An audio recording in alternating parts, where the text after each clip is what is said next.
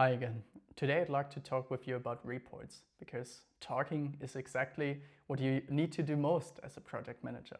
You need to communicate with your stakeholders. Are we on budget? Are we below or over budget?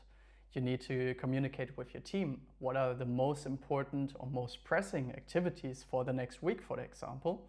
And for this, it's always helpful to have structured visual reports that support your arguments. And for this, we will go into a different view type. We will go for reports, and we have two different ways. We can either use one of the presets, you see the presets here, or we can edit them, we can adjust them, and create our own report. Let's start with a preset. So for our case, let's imagine we're talking to our stakeholders, for example, the manager who's overseeing the project, and we want to give them a budget cost overview. So therefore we click on this and we see, hey, these are the current cost situation based on the project. Since we've only added costs to the preparation phase, you can see these are firstly the approved budget, and these are the planned costs that go above the approved budget. Since we were talking about fictionary numbers here, you see that this would cause a lot of drama in any real-life situation, but let's simply take it as an example here. If we, however, say, oh, okay, let's maybe not show this graph, it might not be able to align with our arguments, we can also simply delete it. And we can say the budget cost overview like this looks a bit less dramatic, but it still gives the information that we want to give. And then also what we can do is add further modules, because our reports are structured modularly. Into the report, click on the plus button and select a new type for the report. So we got bar charts, we got the budget cost chart, a project view, text, time phase chart, and a time phase list. Let's say we need some text. So this is our text element. And now, as always, we can go into the inspector and edit it. For example, call it executive summary.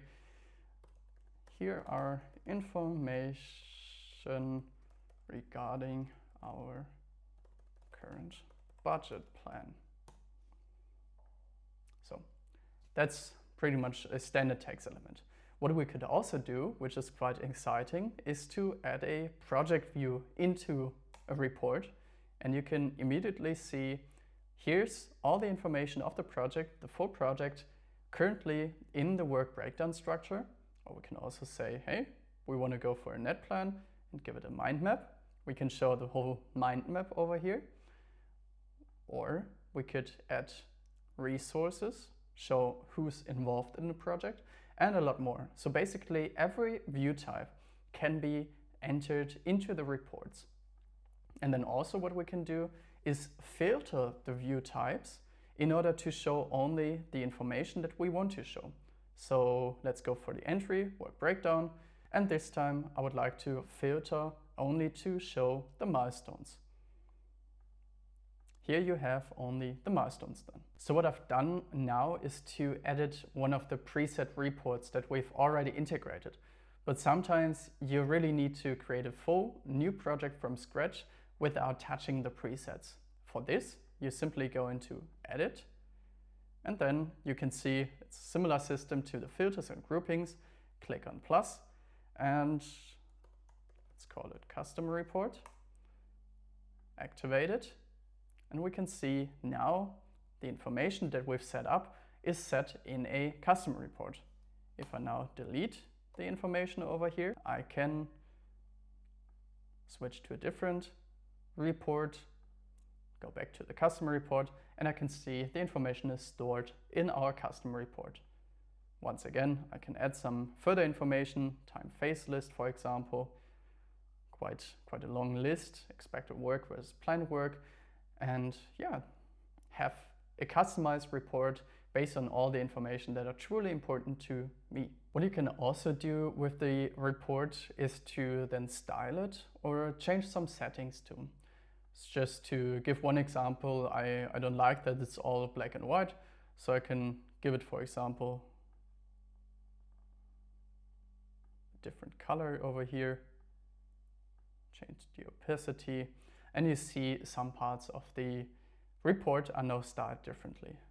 This looks a bit ugly, so I'll just delete it. But I can also use the rules that I say some series of data, like the bars, the lines, get some stylings. And then also what I can do is to customize the page setup. Over here I can see, okay, I want to go for portrait mode or landscape. I can change the paper size and the scaling, lower it a bit if I want to. I can also change it over here, paper size and orientation. I can give it some margins, and I can get details in the secondary view as well.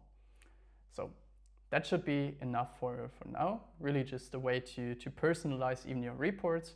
And next time I would then show you how to export the reports.